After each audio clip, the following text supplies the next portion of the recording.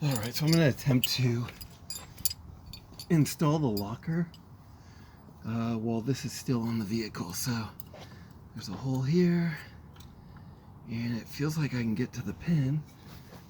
So let's give it a shot.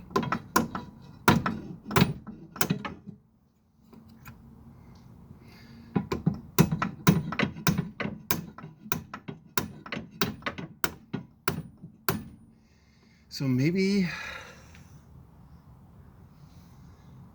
is that not actually going through to the right?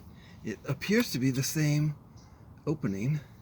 That looks like it's perfectly aligned. So let's see. I'm not sure why that really doesn't want to move. This appears to be going in farther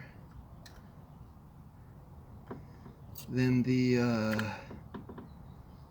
ring gear, so I don't think I'm just banging on the ring gear. You know, a lot of people insist that you have to take the ring gear off in order to get this pin out, but it doesn't look like that's the case.